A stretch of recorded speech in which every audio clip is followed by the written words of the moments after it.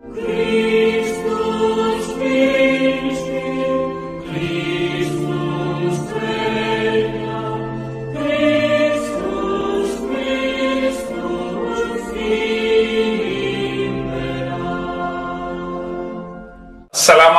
warahmatullahi wabarakatuh. Warobina Isa Al-Masih. Shalom Besem Hamasiyah.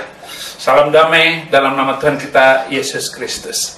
Saudara, saya Muslim dahulu, 41 tahun saya hidup sebagai seorang yang percaya dengan keyakinan saya yang lama. Dan saya kuliah di perbandingan agama, jurusan Usuluddin. Semua agama saya pelajari, Yahudi, Kristen, Islam, Hindu, Buddha, saya pelajari semuanya. Dan saya begitu fanatik dengan keyakinan saya. Bahkan saya mendapat beasiswa dari pimpinan pusat Muhammadiyah, kuliah di Solo. Dan waktu saya kuliah, tidak kurang 15 orang Kristen masuk Islam. Semuanya saya ajak karena begitu percaya dan yakinnya dengan keyakinan itu. Bahkan saya rindu bahwa semua orang di seluruh Indonesia ini harus hidup menurut cara saya waktu itu. Tetapi perjalanan waktu dan pengkajian saya yang mendalam, akhirnya saya melihat ada cahaya baru, ada alternatif baru dalam mata saya, sehingga saya melihat bahwa Islam itu bukan saja salah menurut sejarah, tetapi secara doktrin Islam itu dibandingkan dengan Alkitab jauh sekali, saudara. Karena apa? Mulai saya meragukan kenabian Muhammad karena pengajarannya yang bertentangan dengan Alkitab. Di Islam boleh membunuh manusia lain karena perbedaan keyakinan, tetapi Yesus mengajarkan, kasihilah musuhmu dan berdoalah untuk orang yang menganiaya kamu. Ini perbedaan pandangan antara Islam dan Kristen. Saya juga melihat bahwa semakin akhir di zaman ini, semakin teroris mengacaukan seluruh dunia. Dan semakin jauh sebuah agama dari tempat munculnya, dari tempat lahirnya, kok semakin jahat manusianya. Di mana-mana kejahatan itu atas nama agama berubah total. Ternyata setelah saya sadari, bukan kesalahan manusia, tetapi kesalahan dari teladan dan kitab suci. Ada Alkitab, ada kitab suci yang menyuruh manusia membunuh manusia lain karena perbedaan keyakinan. Itu bukan 1-2 ayat. Saudara, setelah saya masuk Kristen, saya keliling kemana-mana. Ada sekelompok orang berjubah. Mereka datang dengan dengan pentungan di tangan. Mereka masuk pasar, mereka memukul, menghancurkan rumah makan yang buka pada bulan itu. Orang dorong gerobak, jual minuman pakai gerobak, dibalikin hancur semua jualan minuman itu, padahal modal tidak seberapa, sambil mereka meneriakkan nama Tuhannya. Lalu ditulislah sepanjang jalan, hormatilah bulan suci. Artinya orang beribadah minta dihormati. Tetapi di dalam ajaran Kristen, apa kata Yesus Kristus? Kalau kamu sedang berpuasa, minyaki rambutmu, basuh wajahmu supaya tidak ketahuan kamu sedang berpuasa. Beda jauh. Jadi orang Kristen harus menghormati orang yang tidak beribadah. Orang yang tinggi rohaninya lah yang harus menghormati orang yang rendah rohaninya. Itu sebabnya saya berbalik. Saya tinggalkan seluruh keyakinan itu dengan apapun yang pernah saya miliki. Pesantren yang saya bina, yang saya tinggalkan semua, jabatan dan kehormatan. Rumah-rumah yang sudah saya beli, saya tinggalkan semua. Karena Yesus Kristus, Dia adalah kebenaran sejati. Saudara, luar biasa. Setelah saya terima Yesus Kristus, saya ke Ambon, saya ke Poso. Kota Poso jadi kota mati. Orang-orang Kristen minoritas lari meninggalkan kota Poso. Karena banyaknya teroris yang luar biasa itu. Ini bukan provokasi omongan saya. Nonton di internet, berita di TV, semua berbicara tentang kejahatan manusia yang mengatasnamakan Tuhan. Saudara,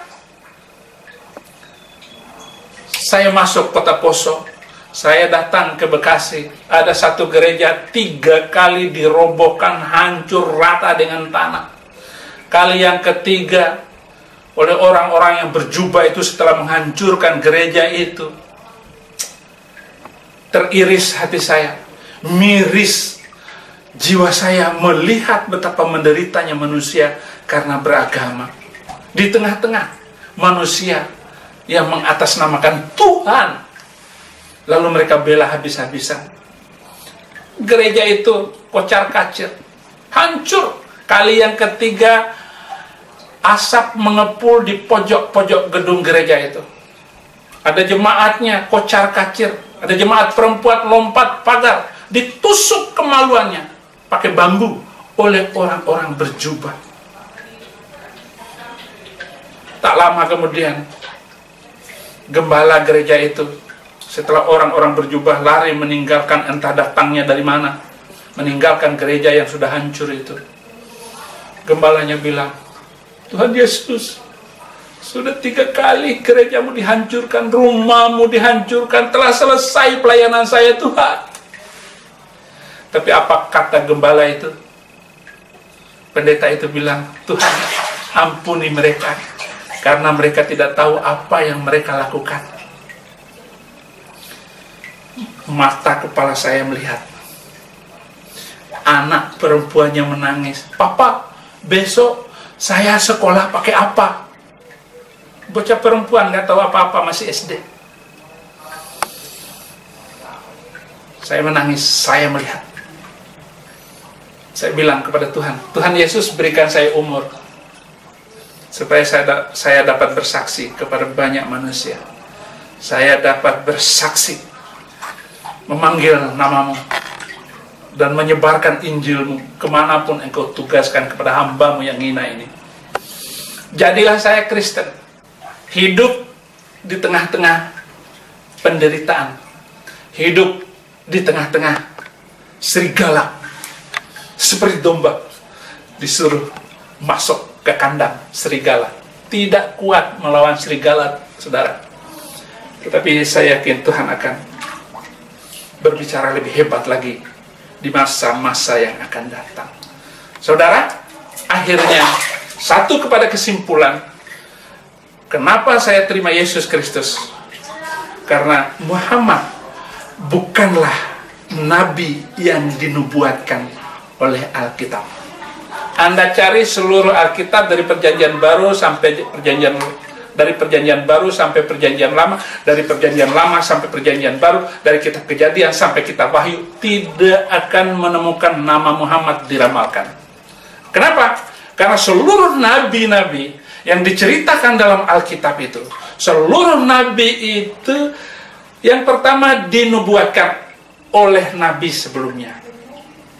Yesus jelas dinubuatkan oleh sebelumnya. Yang kedua, nabi harus bernubuat. Seperti Yesus bernubuat kepada Petrus, 3 kali sebelum ayam berkokok, engkau menyangkali aku. Dan nggak lama, benar-benar terjadi. Harus bernubuat. Muhammad semua nubuatannya meleset. Nabi Muhammad bilang, Yahudi pecah menjadi 71 golongan. Kristen pecah jadi 72 golongan. Islam pecah jadi 73 golongan. Ini nubuat Nabi Muhammad. Tetapi apa bukti? Yahudi sudah pecah ribuan, Kristen sudah berapa pecahannya, Islam juga pecah ribuan golongan. Mulai dari sejak Nabi sampai hari ini telah pecah berkeping-keping. Sampai ISIS sekarang ini, itu adalah pecahan karena melihat ayah dan urusan politik. Jadi harus bernubuat. Nubuat Muhammad meleset. Jadi tidak ada satu ayat pun, tidak ada satu nubuatan Muhammad pun yang bisa dipegang. Yang kedua, harus bermukjizat. Mukjizat ini bukan urusan diizinkan oleh Allah atau tidak. Karena seorang nabi utusan Allah pasti membawa bukti mukjizatnya. Misalnya, Yesus membuat burung dari tanah liat. Yesus menyembuhkan orang sakit, sembuh. Orang buta melihat, orang tuli mendengar, orang mati hidup kembali, bangkit hidup kembali. Bukan mematikan orang hidup. Kalau mematikan orang hidup saya juga bisa. Kalau sekedar membunuh orang hidup, gampang. Jadi mukjizat itu adalah tanda di mana Allah berkenan kepada nabi tersebut. Jadi harus ada nubuat, mukjizat. Mukjizat diantaranya adalah seperti nabi-nabi terdahulu. Dan Al-Quran bukan mukjizat. Anda bisa buktikan bahwa Al-Quran bukan mukjizat dari Muhammad. Kenapa? Karena banyak pertentangan yang ada di dalam Al-Quran. Kalau ada pertentangan, itu bukan firman Allah, bukan firman Tuhan. Maka siapapun yang bisa membuktikan ada perbedaan antara perjanjian lama dan perjanjian baru tentang ajarannya, hebat orang itu akan membuktikan. Tidak ada perbedaan. Karena itu Al-Quran bukan mukjizat. Sama dengan orang Kristen tidak mengatakan Taurat itu mukjizat dari Musa. Tidak ada. Injil bukan mukjizat di dalam Kristen. Injil itu adalah Yesus itu sendiri yang bermukjizat dan menciptakan mukjizat. Jadi kitab suci bukan mukjizat. Apa bentuknya mukjizat? Tidak bisa dibuktikan. Jadi pertama dia harus dinubuatkan, yang kedua bernubuat, yang ketiga adalah bermukjizat. Punya mukjizat untuk ditunjukkan kepada orang-orang yang hidup pada waktu itu bahwa ia adalah nabi. Maka orang-orang Yahudi, orang-orang Nasrani waktu Muhammad datang ditanya kepada Muhammad, selalu jawabannya tidak punya mukjizat. Kalau ada yang mengatakan Muhammad membuat bermukjizat, bulan dibelah dua, sampai sekarang bulan tetap satu, walaupun itu hadis sahih benar, tetapi bertentangan dengan apa yang dikehendaki oleh Alkitab. Bertentangan, berarti itu bukan mukjizat. Tidak ada mukjizat. Semua ceritanya cerita, tidak ada saksi yang menguatkan, apalagi harus disaksikan. Yang keempat, seorang nabi harus disaksikan oleh nabi lain. Sehingga kalau dia melakukan kesalahan, nabi itu akan menegur orang tersebut bahwa ajaran kamu salah, ajaran kamu menyimpang. Oleh karena itu kamu harus kembali, kamu harus bertobat, hai nabi. Atau memang itu nabi palsu. Muhammad tidak ada saksi nabi. Tidak ada nabi lain yang menyaksikan Muhammad sebagai nabi. Nah, semua nabi dalam perjanjian lama dan perjanjian baru, ada nabi lain yang menyaksikan minimal satu nabi bahwa dia punya mukjizat, bahwa dia bisa bernubuat, bahwa dia memang dinubuatkan, bahwa hidup dia adalah hidup sesuai dengan apa yang diperintahkan oleh Tuhan. Yang kelima, syarat seorang nabi, dia harus dari Bani Israel. Dan Muhammad bukan Bani Israel. Muhammad bukan Bani Israel. Dia adalah Bani Arab. Itu sebabnya Muhammad bukanlah seorang nabi. Tapi memang ajaran itu sudah terlampau cepat menyebar kemana-mana. Dan kuncinya adalah karena pedang. Kristen agama kasih, Yesus tidak pernah membawa pedang.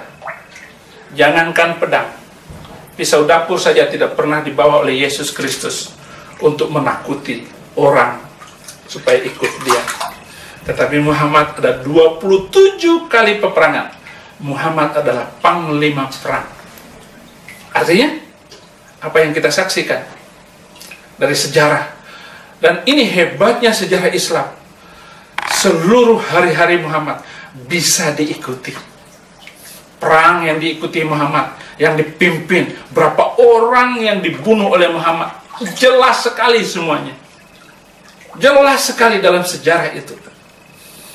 Ada satu buku yang luar biasa di dalam kehidupan saya.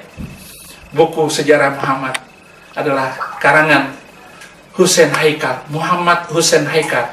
Dia menulis Hayatu Muhammad. Buku ini luar biasa. Saudara-saudara muslim boleh membaca buku ini. Betapa ajaibnya tulisan itu. 4-5 halaman saya baca, air mata saya keluar. 3 halaman saya menangis.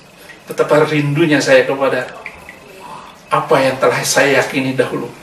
Tetapi sekarang semuanya hancur. Karena saya menemukan satu kebenaran. Dan kebenaran itu adalah Yesus Kristus. Ana huwa sirat wal haqqu wal hayat. La yaji'u ahadun ilal ab illa bi.